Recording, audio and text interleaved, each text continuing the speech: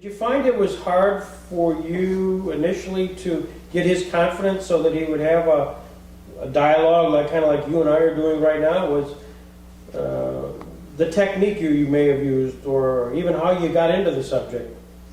Well, I could sense that in order I had decided in advance that in order to get the best candid observations from Goering, that I would emphasize that I was not in the least bit interested in war crimes. I didn't mention that, but I began to ask him questions on military operations, and as soon as that was my advanced decision, and as soon as he began to appreciate the fact that I was not asking him any questions about war crimes or the Holocaust or the concentration camps, he became more open in his responses, and this underscored my determination to continue to feign sympathy and bury my understanding that he was engaged in so many vicious activities, that I just made sure that he did not feel that I was there in a prosecutorial capacity, but rather simply to talk about things that he wanted to talk about. When you brought him up for the first time, you mentioned in your report, Goering was somewhat of a comic during our interview. When we sent for him in the morning, by telephoning downstairs to the guard, we could hear the guards calling out an order: send up fat stuff to Major Heckler, and so on, and it worked its way through. Did you know that was going on? Oh yes, I could hear this because fat stuff was the nickname of Goering. They never called him by his rank, Reichsmarschall, which, and so when I first came into the room with Goering, I actually extended my hand to him and said, "Morgen, Herr Reichsmarschall," and he seemed to be flattered by the fact that for the first time he was being called by his rank rather than treated as a criminal. But fat stuff was the nickname that all the guards had for him. They never referred to him as by his rank. Well, even before you got started with your questioning, he asked you a question. What was that?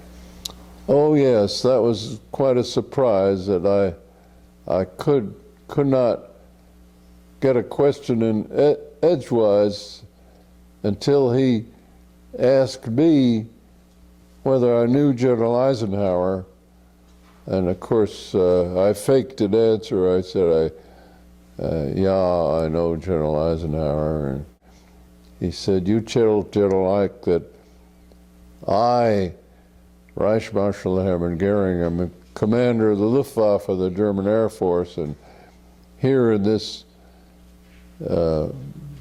enclosure is Field Marshal Keitel, the head of the Wehrmacht, the German army, and Admiral Dönitz, the head of the Kriegsmarine, the German Navy." And he said, "You tell General Ike that I will personally mobilize the entire German Army, Navy, and Air Force, and we'll team up with the Americans and beat hell out of the Russians, and you won't have any problems in this world from now on."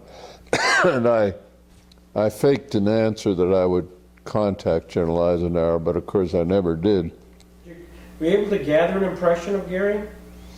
Well, I had several impressions of him. First of all, I didn't realize how arrogant he was, and he was far more arrogant than I'd ever suspected, and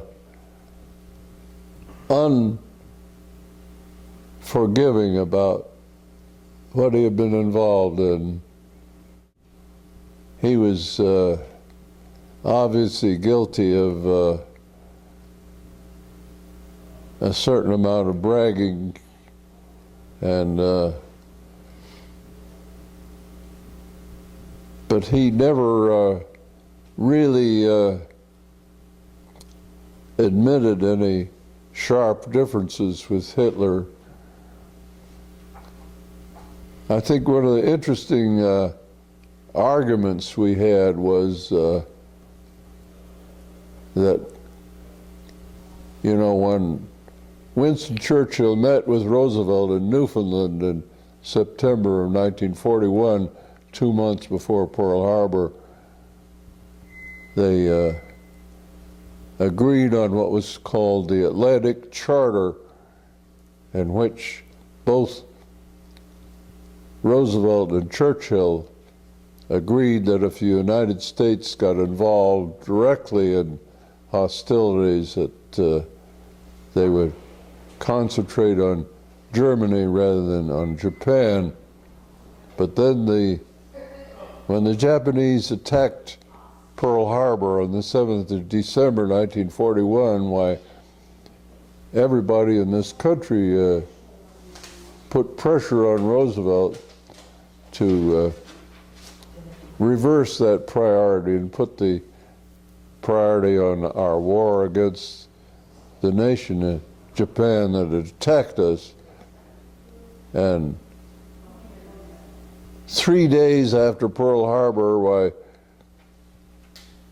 Germany declared war on the United States, because for several days Roosevelt was in a real dilemma, being under this pressure from all the majority of the people and Congress itself to support our efforts against Japan rather than Germany.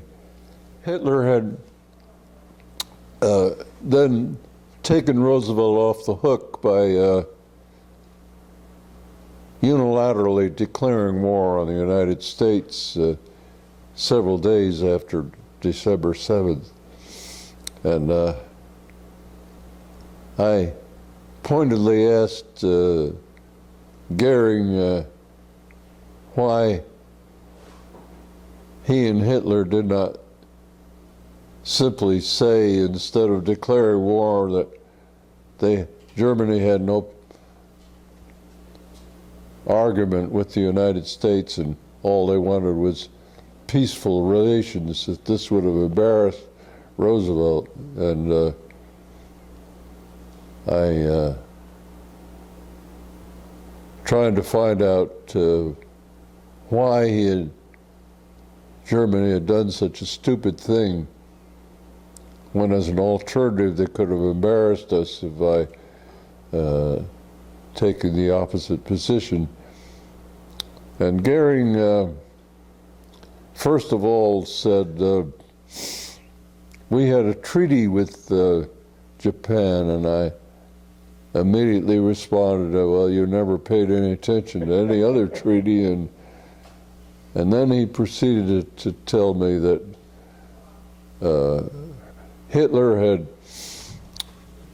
announced that Roosevelt would probably have to resign because the cream of our American Navy had been destroyed at Pearl Harbor, and how enthusiastic he was when he heard the details of Pearl Harbor. And he said, I'll put another nail in his coffin by declaring war on the United States, which I still think was a very stupid decision. Sure.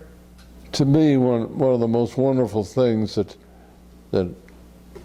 I had lucked into in my life, and I think it contributed a great deal toward an accurate history of